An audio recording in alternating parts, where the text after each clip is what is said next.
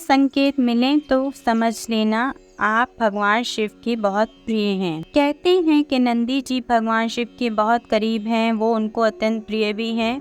पर क्या हमने कभी ये सोचा है कि वो ऐसा किस लिए है? ऐसा क्या कारण है कि नंदी जी भगवान शिव के इतने प्रिय भक्त हैं? इसके पीछे का कारण यह है कि नंदी जी ने खुद को भगवान शिव के प्रति पूरी तरह से समर्पित कर दिया तथा भक्ति भाव से उनकी सेवा करना है। जो कि कोई भी खुद को पूरी तरह से भगवान को समर्पित कर देता है और पूरे विश्वास तथा सच्चे मन से निरंतर भगवान की भक्ति करता है, वो भगवान शिव का प्रिय बन जाता है। क्योंकि भोलेनाथ तो हैं ही भोले, वो तो थोड़ी सी सेवा मात्र से ही जल्दी प्रसन्न हो जाते हैं और जो भी भगवान शिव को प्रसन्न कर लेता है वो खुद ही उनका एक प्रिय भक्त बन जाता है और उसे स्वयं देवों के देव महादेव का साथ मिल जाता है। पहला संकेत है कि आपका मन स्वयं ही उनकी भक्ति की ओर आकर्षण आपका बढ़ने लगेगा। जब आप भगवान शिव से जुड़ने लगते हो तो आपका मन उनकी ज्यादा से ज्यादा भक्ति करने का होता है। आप जब भी भगवान शिव को देखते हो या उनको याद करते हो तो आपका मन उनकी बहुत सी लीलाएं देखने को करता है। आप आध्यात्म की ओर बढ़ते जाते हैं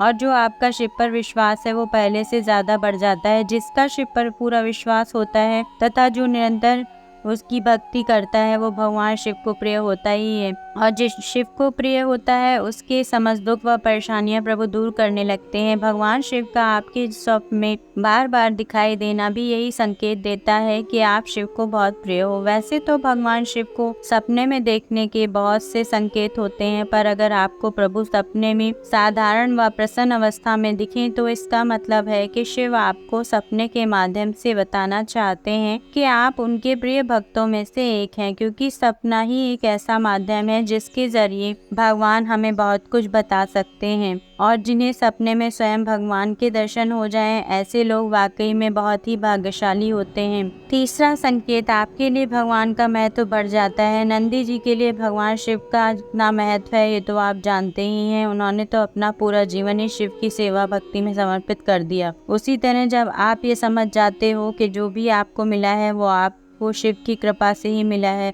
और आप स्वयं को भगवान को समर्पित कर देते हैं, तो आपके इस भक्ति भाव से शिव बहुत ही प्रसन्न हो जाते हैं और उनकी असीम कृपा आपको प्राप्त हो जाती है तथा आप भगवान शिव के बहुत ही प्रिय बन जाते हो। और जो खुद भगवान शिव का प्रिय बन जाए उसे भला जीवन में और क्या चाहिए, उससे बड़ा भाग्यशाली भला कौन हो सकता है। और जो भी शिव भक्त होता है वो कभी साधारण व्यक्ति नहीं होता है, उसमें भोलेनाथ की भी ऐसी शक्ति आ जाती है कि उसका कोई बाल भी का नहीं कर सकता।